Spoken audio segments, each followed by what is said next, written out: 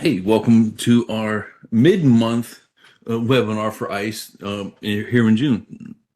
Kind of late for us, but hey, Cisco Live pushed us back a little bit and we got to talk to a lot of you guys out there live. So very happy about that. Now you'll see the diamonds that we have kind of overlapped here for beginner and intermediate. So the reason that we have done that in this one is because most everything that we're going to be showing and doing today is going to be outside of ICE. It's how to get your radius packets into ICE using third-party products. So it's an intermediate way of doing things, but it's a beginner's guide to load balancing. So that's why we kept both of them there, just to let you guys know why we're doing that. What we're going to be focusing on is first learning about load balancers. What are they?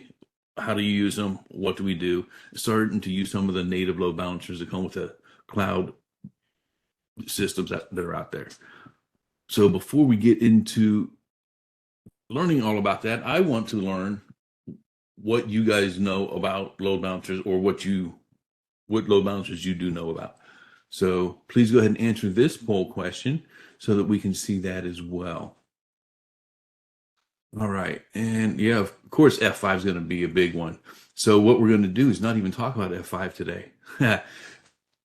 We have a really good document on F5 already, and F5 being what they are, everybody knows about them, and that's kind of the standard that are being used. So we also have AWS native, NetScaler, Radware.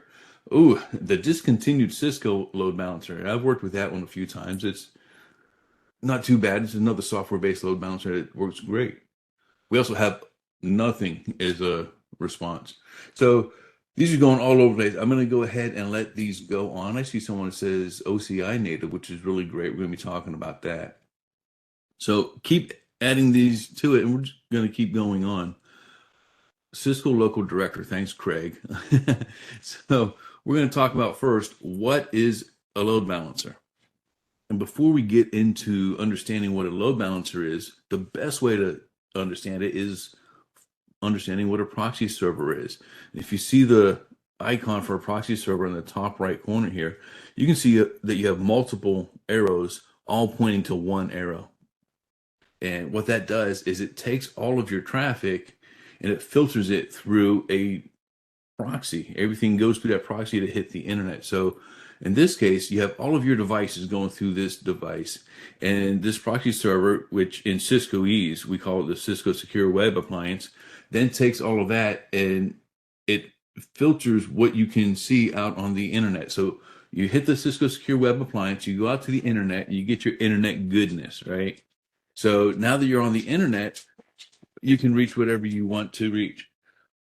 Now we're going to talk about the other side of that, and that is the reverse proxy. So if you take a look at our icon in the top right here, you can see that we have the arrows going out from the one single arrow. And what that does is the traffic comes into your reverse proxy server, and it is then sent to your different targets in the back. And this is how we do the load balancing. The reverse proxy server is your load balancer that directs your packets to all the back-end servers. Now, this is great when you're talking about, a few different servers that are out there, but what if you've got, a large deployment and you want to load balance between all of your different servers? Well, then we start load balancing to multiple groups.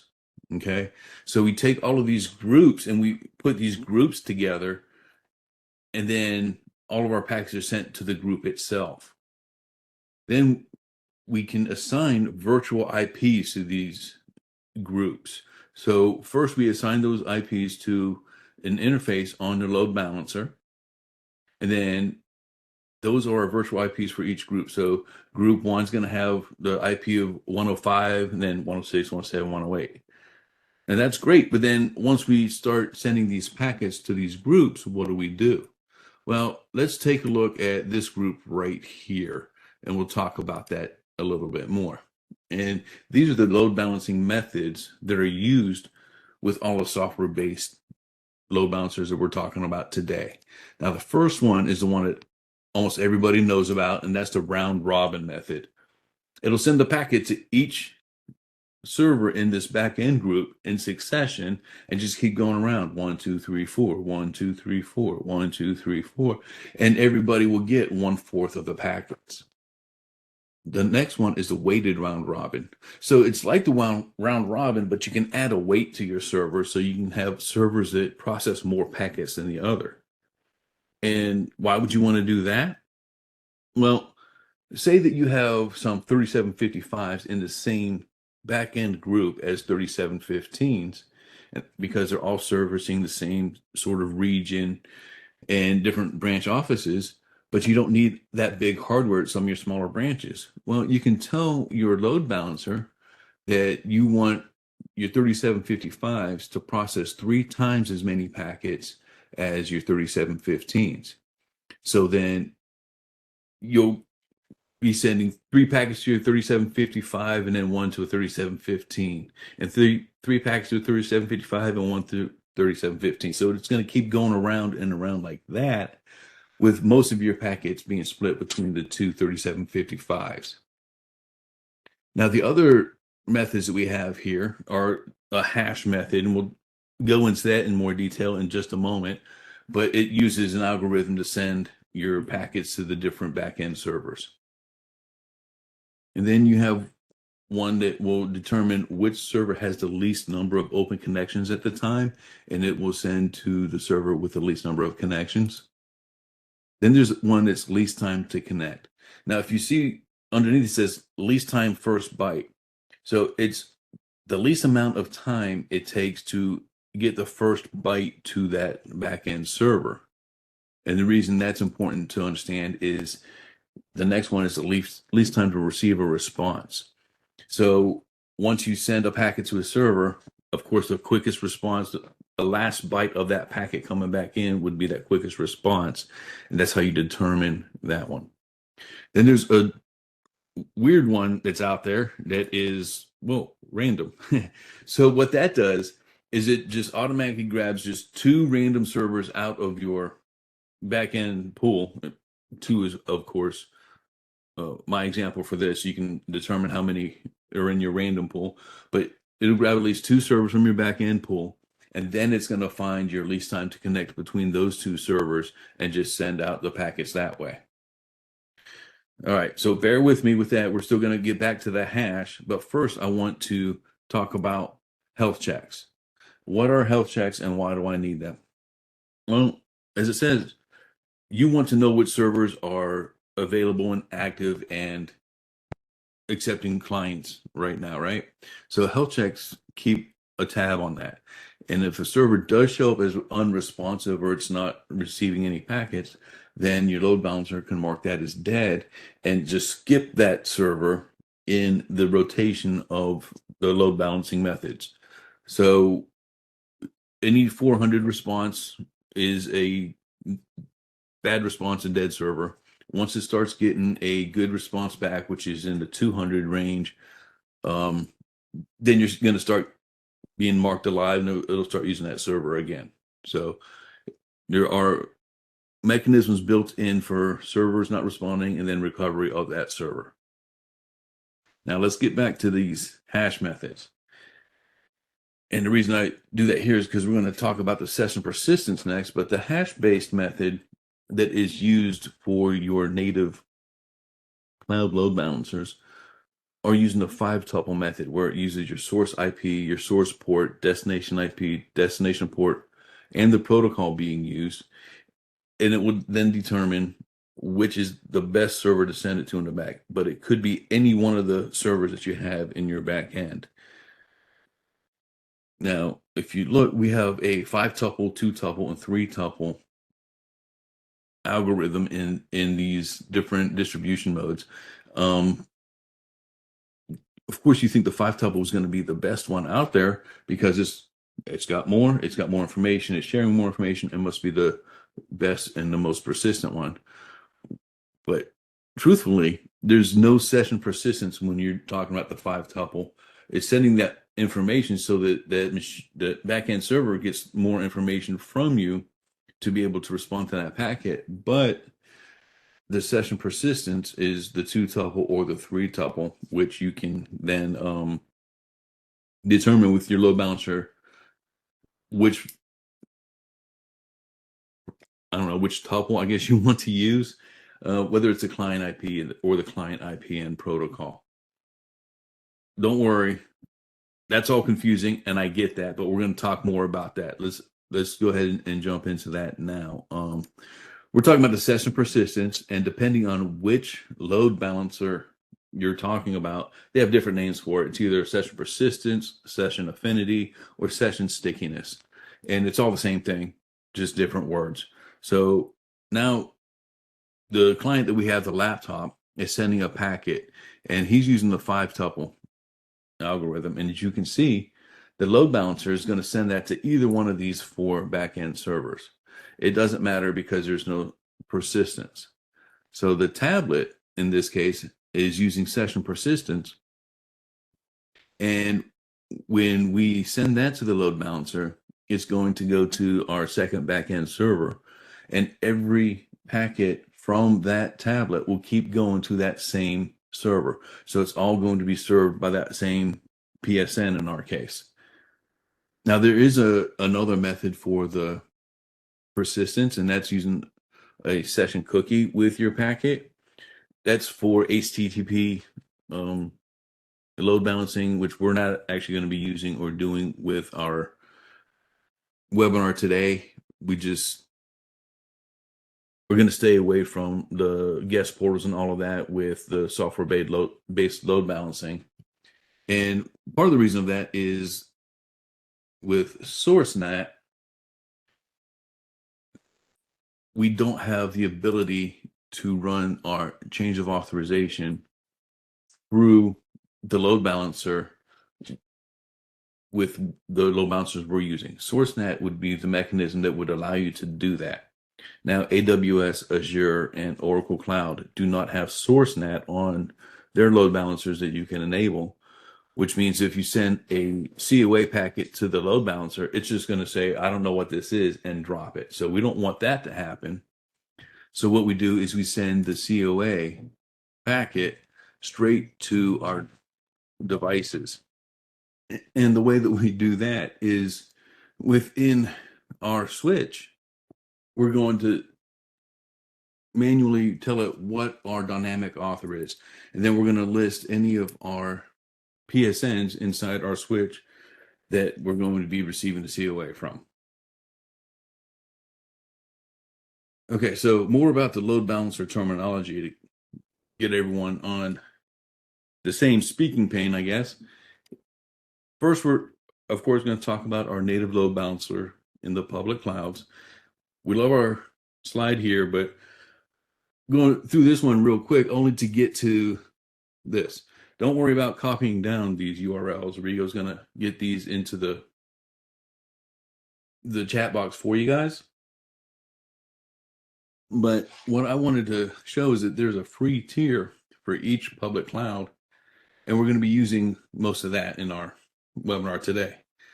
So moving on to this, we can see that we've got our AWS, Azure, and Oracle Cloud load balancers. And these are the icons that each of the public clouds use for those load balancers. Now for AWS and Azure, you can see that the load balance methods for those are the hash mode using a 5-tuple hash, and that the Oracle Cloud uses round robin and weighted round robin. Basically, they have a weighted round robin. You assign a weight to whatever you want, but if you assign the same weight to each one, then it's going to be just a standard round robin. Down at the cost, you can see that I've also got pricing details down there. And again, Rigo's going to go ahead and give you guys those URLs, so don't worry about copying those down. The one that intrigued me, though, was that Oracle is always free. So for those of you who are using Oracle, that's a good option. But the others are rather inexpensive as well. So if you remember from the webinar that I gave in December, I created this crazy topology where I had ICE nodes everywhere. And this is the topology we're going to be using for today. Now, the first one I'm going to be talking about is, of course, the AWS load balancer. because even though it's AW, it's still alphabetically first in all of these. So we've just added more to our crazy topology, add another ICE node, throw in a load balancer, and see what we can do, right? So the thing that you need to remember about your load balancers is you have to be able to process UDP packets, which means that in AWS, you have to choose a network load balancer because it's the only one that can process UDP packets. And then when you create your target groups, your target group, of course, is your backend servers that we've been talking about. The thing that intrigued me about it was if I choose a target type of an IP address, it says that I can support load balancing between your VPC and AWS and on-premise. So if I can load balance between private IPs, whether it's VPC or not, then that can solve an issue of how do I load balance between clouds. But then I found out that if you're load balancing UDP, then you can only load balance through that same VPC. It doesn't work for anything that's not in that VPC for AWS. So that broke my heart. And I found out that you can use either the instance type or the IP address type. And honestly, the instance type is the one that is recommended for load balancing UDP in AWS. So having said that, let's take a look here. We're going to log into ICE real quick just because I want to go ahead and get my live logs come up so that you guys can see what happens when I'm using these. All right, I've already got stuff going on here, which is great, but I've also got some test scripts that I've written here, and I'll show you what these test scripts consist of. It's just using RADIUS test right here, and I'm sending 100 PAP authentications to my load balancer in AWS, right? So it's super quick and simple to do these, and this is just to show you how the load balancing works in ICE. So of course I got to put in my sudo password, and you see how fast these run, right? It's crazy, but it populates the information that you're going to want to be able to make sure that everything's working correctly. So now these are populating. You can see, bam, we've got all of these in here. They're coming through my Ubuntu test, which I just showed you on my Ubuntu box there. And you can see it's going between the two different AWS servers. Now, admittedly, this is a bit hard to be scrolling left and right to get all this information. And the longest that we can go back for our live log is 24 hours. So I found that the best thing to do here is to use log analytics. So of course you find this under your operations menu in your System 360. So I'll be using the log analytics for the rest of the webinar and just not use the Radius live log, just we get more information this way. And the dashboard I want to use is a Radius authentication summary. So I want to keep an eye on those Radius authentications. Here's the 100 authentications we just sent. We sent them all from one network device, and you can see that the script ran at this time because we got all 100 of our authentications right here. 100 of them passed. None of them failed. And then look at this. We've got our response times here, our max response time, our minimum. So this tells us what our latency is looking like. Our Radius authentications passed over time. Of course, they're all going to be way up there, right? And our ICE nodes here. Now, we didn't have any failures because it's a script and the script is working.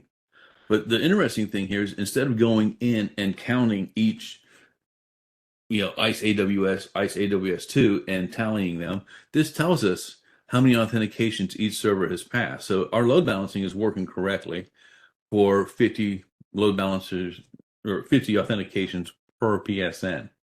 I like this little word cloud over here. It reminds me of our Slido polls, where it shows you which is our most used PSN. Then, of course, we have our transactions per second right here.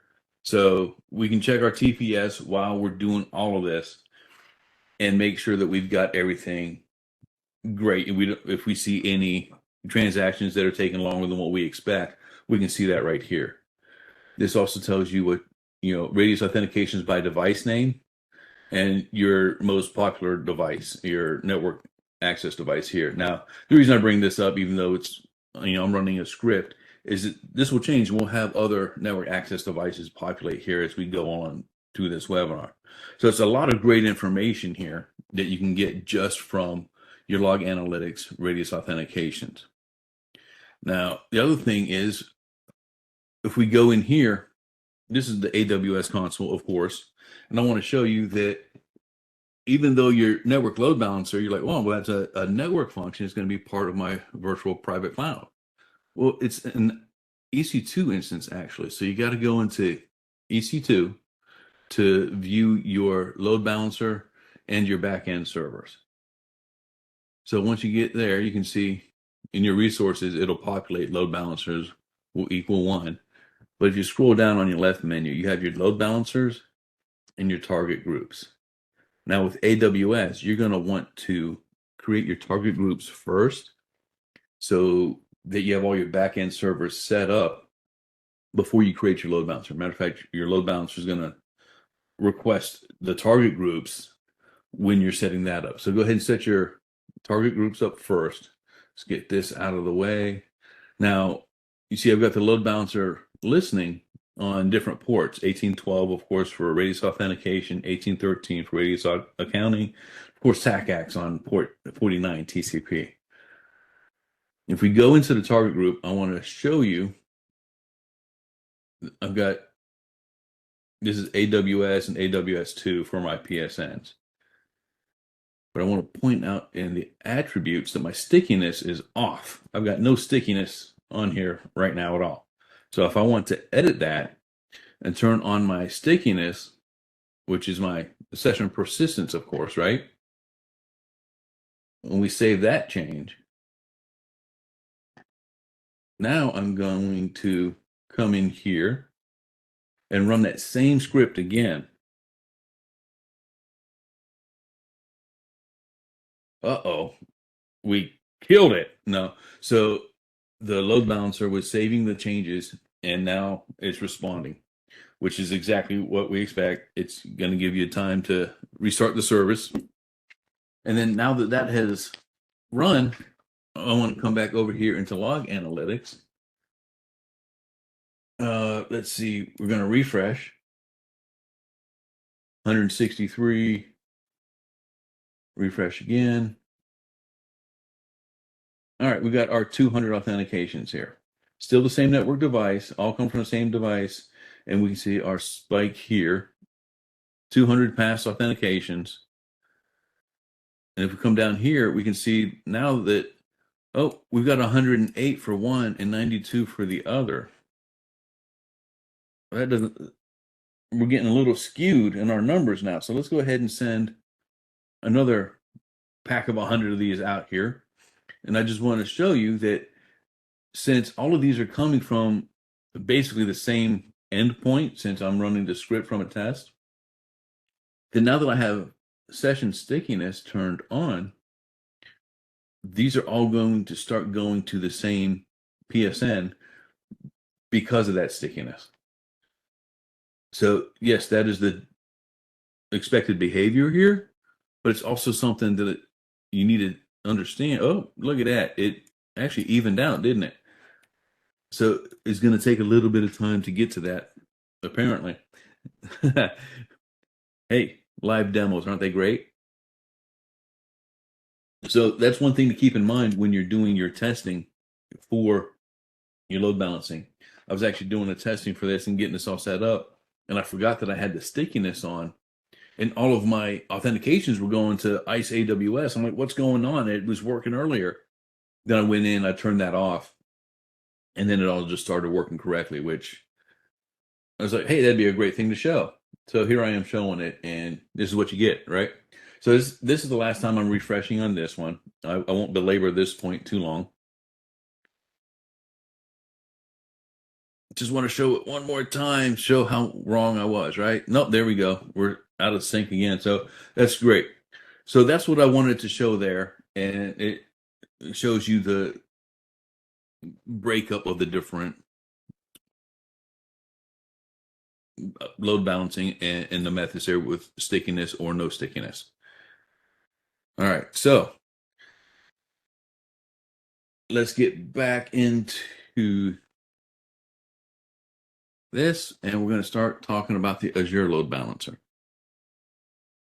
Now, take the second node out of AWS, put one into Azure, throw in a load balancer in Azure, and we've got a new topology here that we can test out. Now, if you search for load balancer, I'm just using the Azure load balancer that comes standard. And when you install it, there are choices that you can make. Even Azure will tell you, you want the standard load balancer when you want performance and low latency. The basic load balancer doesn't give you all of that. As a matter of fact, there's a whole chart and table of why a standard is better than a basic. Don't worry about reading this table right now. I just wanted to show you that there are pros and cons. The pro is go for the standard. The URL down at the bottom will also be in the chat box in a bit. So don't worry about memorizing that right there. But I wanted to go ahead and, hey, let's jump back in here. And let's run this Azure load balancer so you can see that this is also working in the same manner. Now, again, I do not have session persistence turned on in Azure. I don't have session persistence turned on in any of my load balancers because I want you guys to see that the traffic is going to the different backend servers that I have already put in on those load balancers. So we've already refreshed this, and we can come down here and we can see, oh, there you go, that ISE Azure is now starting to respond, right? Now what we're going to want to do is, as this webinar goes on, we're going to time out of our default of 15 minutes, right? So let's go ahead and change that. And as you can see, we've got some pre-built timelines to go back to at least a year, which is great. You can also put in custom time, so you can go back more than a year. So we're just going to do today. That's all we really need. We got our 500 authentications. Azure and Azure 2 are now showing up. Hey, Azure 2 woke up. So if we come in here and we send these again, we're of course going to get some more packets flowing that'll show us exactly how everything's going. So that's how that's working. Let's go ahead and show you real quick over here in our Azure portal, our load balancer here. Okay, so once you create it, very simple. You can actually, when you're going through the wizard to create your load balancer in Azure, it's going to ask you if you want to create a backend pool at that time. So you can create your backend server pools when you're creating your load balancer, which makes it quick, easy, and I like the flow a bit better than the AWS just because of that. Now, if you go in here and check out your backend pools, you can see I put them in by IP address. You can also choose NIC here as well. And then you got your load balancing rules, of course. So the load balancing rules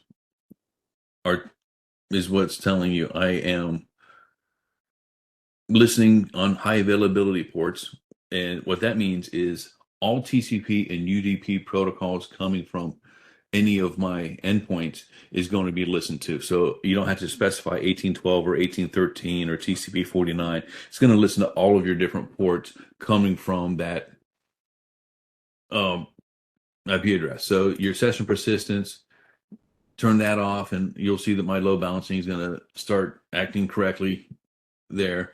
But that's all it is you go into your load balancing rule here and turn on your session persistence or turn it off. Now, as you see in both AWS and Azure, and it's also going to be in Oracle, that the session persistence is turned on your backend pool, not on the load balancing configuration, but the backend pools itself.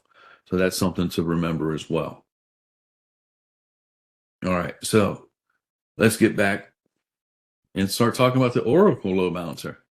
Again, topology, let's move over to Oracle, put another node up there, throw up a load balancer, see what we can do, right? Well, the cool thing about the Oracle load balancer is that in that pricing guide that I showed you a link for, it actually has an estimated monthly cost of $0.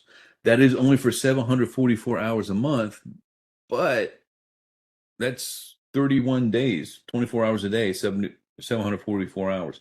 So it's a free load balancer every month. So only the first one is free. If you have more than one load balancer, then they will charge you for those. And the first 10 megabits per hour for bandwidth is free. So if you're doing more than 10 megabits per hour, then I think the cost is like 0.0001 cent per hour for the bandwidth on your load balancer. So it's actually still rather inexpensive that way. And again, just like with AWS, you have a load balancer or a network load balancer, and you have to choose which one you want. And for Radius, of course, you have to choose the one with the UDP listener, which in this case is going to be the network load balancer. Then once you choose that and you get it all configured and you're looking at your inventory, it's got this always free tag that's going to be on this load balancer. So if I created like 5 load balancers, I'd have this always free tag on just this one, which is great if you only need one load balancer. Even if you need more than that, it's still not a bad deal. So now let's take a look at that, right? I'll go ahead and I'll throw some authentications to my Oracle load balancer. And while it's doing that, let's go ahead and jump into the Oracle interface. Now, this one I did not pre-log in because it's got a logout timer that's rather aggressive. So please bear with me while I do log in. It gives me like 5 minutes of inactivity before it logs me out.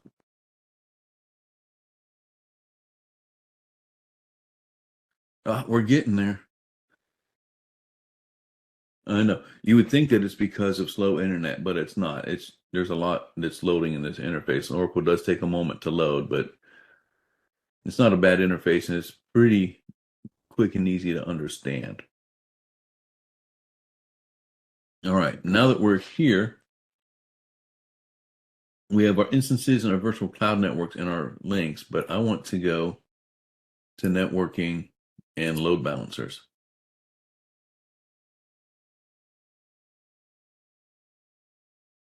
All right, there we are. No items found. Well, it's because I clicked load balancer and not network load balancer. Why am I in the classic? All right, I'm in a different classic view here, so bear with me. I'm sorry about that. All right, so if we go into our network load balancer here, now when we create our load balancer in Oracle, we also get the opportunity to create our backend sets while we're creating the load balancer. Yes, you do have metrics here. I forgot to show you that in AWS, you also have metrics in your load balancer that shows you the bytes and the packets processed by your load balancer. But let's take a look at our backend set here. So we're using a 3-tuple hash instead of a 2-tuple hash, and we get to set our own hashes here when we do our backend sets. So if we want to edit our backend set, we can choose 3-tuple, 2-tuple, and then preserve source IP. That is our session persistence. So again, like I said, we don't want to set up session persistence for our webinar today, but I want you to know where that is. It's also, of course, part of your backend set. So now that we've got that set up, let's take a look over here. We've already sent one round of authentications to Oracle. Let's send another one, and then come all the way up here and refresh this again.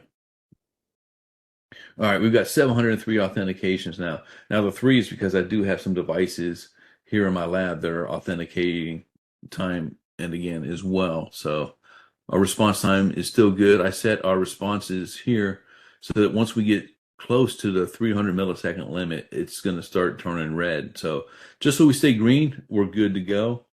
Like I said, I've got other devices that are authenticating here. And now that we've got more than enough, we can actually show this top authentications passed wheel here. And I think this is really cool to see all the different types of authentications that are coming in. So as you get different authentications from more and more devices, you'll see a lot of information here. And I think this is one of the most interesting graphs here. So, all right, so now we got our OCI. Like I said, I had my session persistence turned on, which is why I got 100 of them here. But you can see that AWS 2 is our most active PSN. And our TPS report is showing pretty good. We've got a nice count here, and look at that. So all 3 of my native load balancers are using the Ubuntu test as the network device. And that, of course, that's going to be our top responder right now. All right. So again, those are the 3 native load balancers that we were talking about. Let's go ahead and move on to some open source load balancers. And the reason I want to do that is we get some more options with those. Like if you can see here, I'm going to use the NGINX Plus and the Traefik proxy open source. Those are 2 open source load balancers I'm using. Now, NGINX uses more load balance methods. Traefik is just a round robin, a weighted round robin. But the thing that intrigued me about Traefik is, well, you could also do it with NGINX, but not the NGINX Plus, is that it's totally free. And using a the free tier on Oracle, I wanted a totally free multi-cloud load balancer. I'm going to show you guys what I did with that. The NGINX Plus had some options that I wanted to use, like playing with the session persistence and different things like that only came with the Plus tier. So I used the Azure Marketplace to install the NGINX Plus. So building on the topology, you can see that I've got the 2 nodes in all of my clouds now, but now I've got site-to-site VPNs between all 3 of the clouds. And if you came and saw me at Cisco Live for any reason, you would see that I've also got this little guy here set up as a client VPN so that I can access this lab wherever I am. And I was just showing people all kinds of stuff that we were doing with, the log analytics and infrastructure monitoring and everything that I've got, because this deployment has a lot of good information populated in it. So the first thing we're going to talk about is the NGINX Plus. It's a great little platform. A lot of people are probably familiar with NGINX as far as the web servers that they have and all of that. It's all the same platform. I know I say NGINX because it's easy for me, but it's supposed to be NGINX, but that's what I do. So like I said, I've got that in Azure, and you can see here I've got it with 100.6 as my IP address for it. The problem is, though, when you go to install it, if you just search for NGINX, you have all of these different options, and there are 11 pages of them. So which one did I use and how did I get it all set up? Well, this is the one that I used. Very simple, very easy to set up. Comes from NGINX itself. And yes, NGINX is owned by F5. I told you I wasn't going to be talking about F5 today, but it's the only time I'm mentioning it. And it's a great little platform. So let's go ahead and jump into that real quick. And what I want to show you on this is not just the fact that I can send these authentications to it. But here's my NGINX as it is, right? So if I go into my configuration file, this is the main NGINX configuration. And I spent so much time working on configuring NGINX, and it just wasn't working. I was building all kinds of files, putting them everywhere. But then it turned out once I took a look at the main configuration file, I came down here, and for TCP and UDP, you use these stream sections here, right? And with the stream section, this is where you set up your backend servers and the proxy servers that you're going to be using for load balancing. So I came down here, I left the configuration as is. I just added my stream section underneath it, right? So this allows you to add your own resolver in here, which means that if you're using a DNS server for your load balancer that you're not using for your system, for your NGINX system, then you can tell it which DNS server to use for your load balance backend servers. Then your upstream servers, these are all your backend servers. The least time, that's me saying that this is the load balance method that I want, is the least time to connect to the backend servers, is how it's going to determine which servers to use.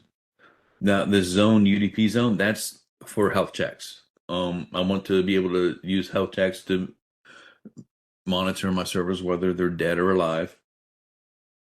And then my servers are added in here. I tell it which ports to listen to, 1812, of course, for authentications. And these are weighted. So I should get 2 authentications for ISEDemoLab and 4 for ISEDemoLab. So for every 6 authentications, 4 will go to Nutanix and 2 to AWS, right?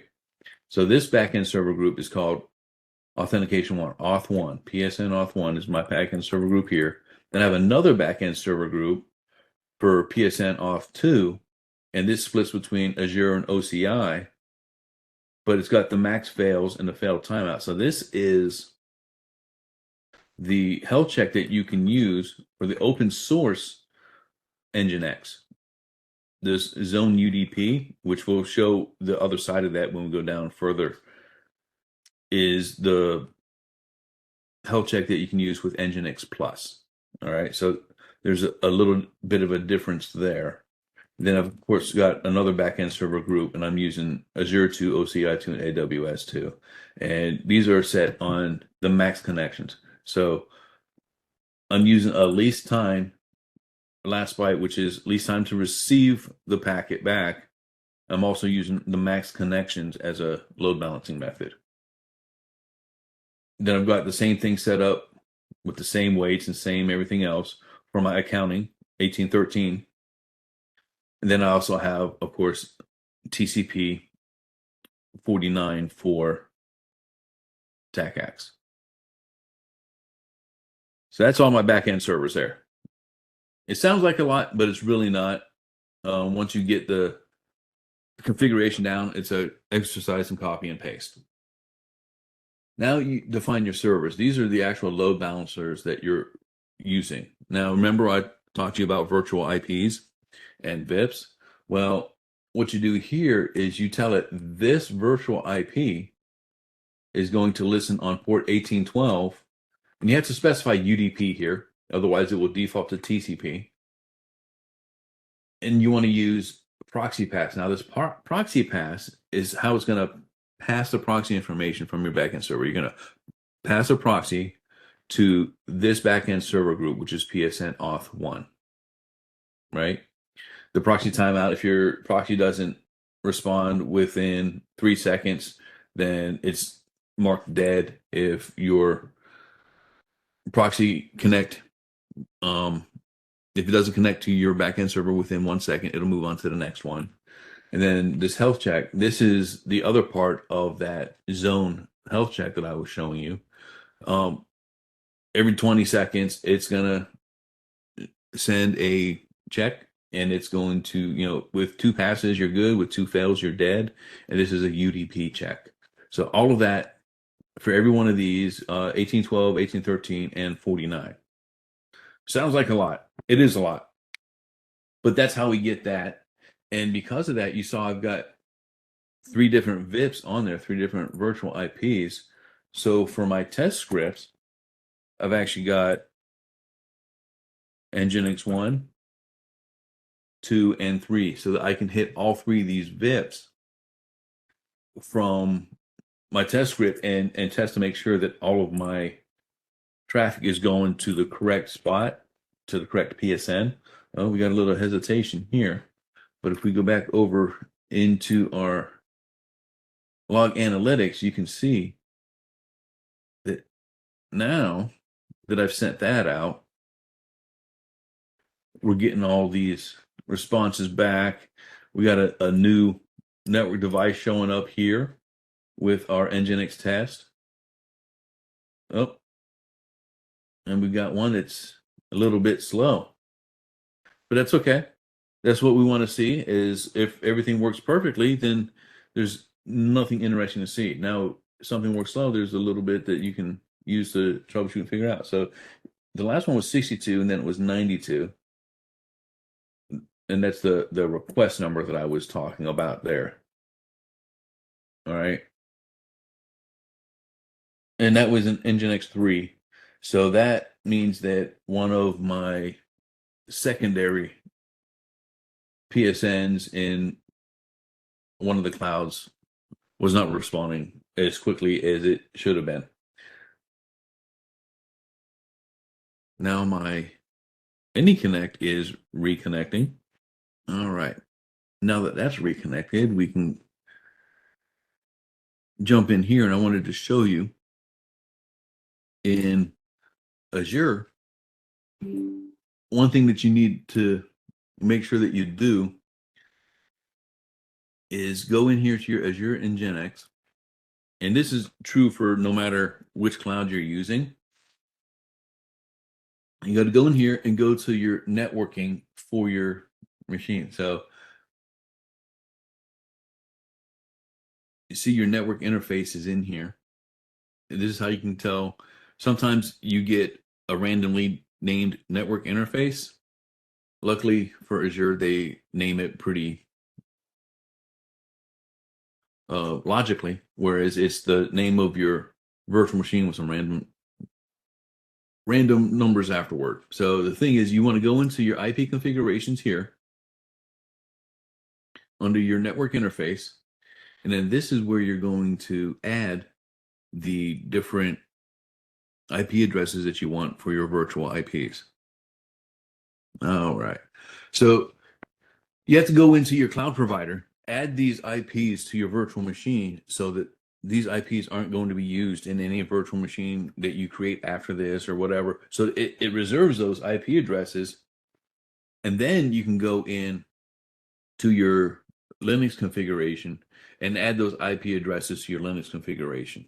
So as you see here, the IP config, this is the IP that was given to this machine when it was created. Then you just click add, you add another IP address, and from there you can go into your SSH into Linux and add the IP addresses.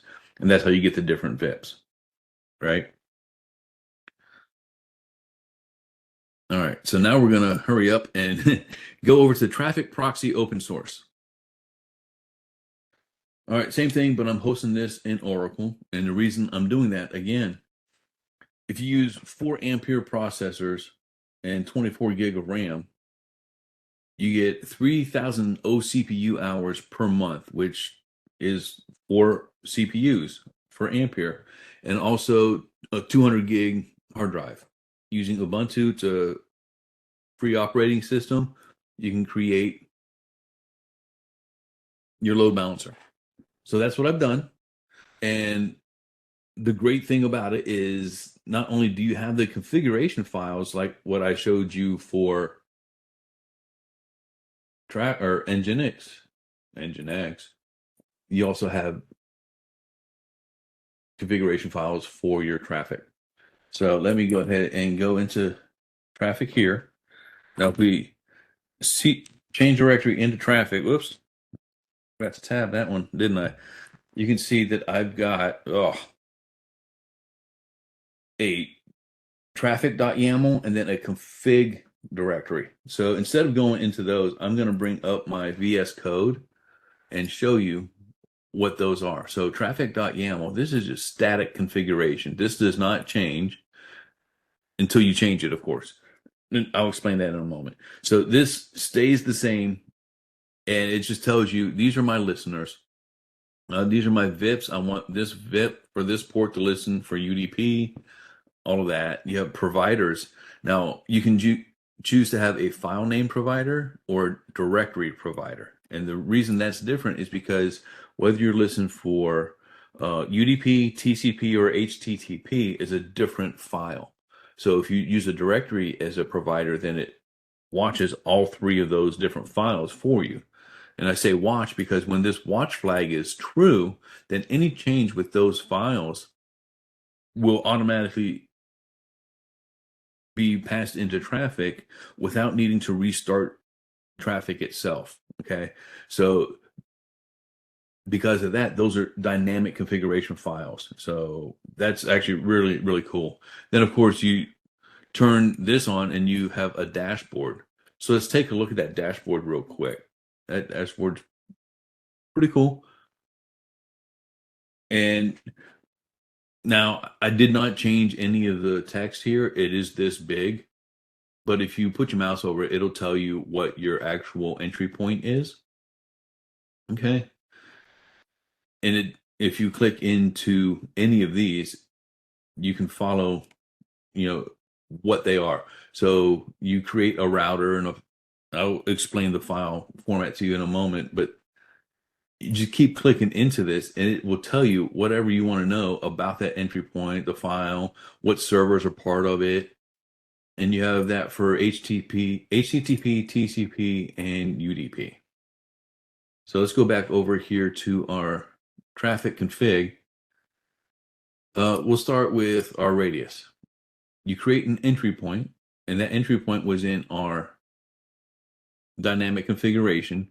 So you're telling it, I want to reference that entry point on this router. So everything is a router, right? And this is basically your load balancer. This is your bit for the load balancer, and these are your backend servers. All right, so you're actually defining your load balancer before your backend servers on Traefik, which is backwards to almost everything else. But then you come down here, and then you put your servers under services. You can use URLs or IP addresses. I chose IP addresses because everything else was URLs. And that's how you define these. Okay. There are differences between the types of files, like TCP. You have to have a rule for a TCP router, and you have an address here, and it requires a URL. You cannot put an IP address here. So if any client coming from these IP addresses hits this entry point, then you're going to go to these backend servers. Then HTTP, again, same thing. You have a different rule here. Anything coming from that entry point web to this domain is going to be load balanced between these two. All right. Now, the really cool thing about it is that you can go in here and you turn your metrics on, which is defaults to a Prometheus red method, and then metric, and then access logs are default to Elasticsearch metrics. And the reason that's cool is that while we go in here and we can search all of this stuff in the log analytics, we can also go to our infrastructure monitoring. And while we get all of our metrics for our hardware for infrastructure monitoring, this uses Prometheus as its back end. So I was thinking, well, if that uses Prometheus as its back end, it actually allows us to add an additional data source. And I was able to build my own monitoring dashboard for my Traefik load balancer based on the native way that it exports its metrics. Now, for log analytics, since it does use Elasticsearch as its backend, I was not able to add an additional data source for that. So I can't see that coming straight from Traefik into its own log analytics dashboard. But I can still use the RADIUS authentication dashboard for that. So I'm okay with that, but I'm going to be playing around with it as well to see what I can get and what I can find out with all of that, as far as exporting everything externally to Kibana and the Elk stack. So I understand that we're already a minute past time, but I wanted to make sure we got through all 5 of these load balancers for you. Thank you for sticking around. I think, we're going to have to skip that section real quick, but everything that I showed you today, all the configurations that I showed you in VS Code and everything that I've used, I actually put into a GitHub repository. So if you want to learn more about it, they've got READMEs for every section as well. So I tried to explain everything that was going on there.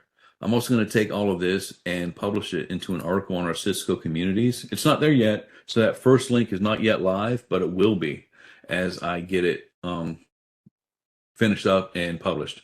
And then Craig Hypes actually wrote a good F5 article that's been updated through the years. It's going through a big update right now. So that's a good one to use. And there's also a good best practices document for load balancing. And then also how to use iOS XE on your switch to create a RADIUS load balancer. So I linked that as well. Not to mention our VIP of all ISE resources. Everybody loves this. It's a great resource, good guides. And that's all I got today. Oh, shouldn't have this here because we're out of time, unless there are any open questions that I need to answer. Rigo? Hey, Charlie, great presentation. Thank you. There is one question outstanding here that I'd like to address for our audience, if that's okay with you.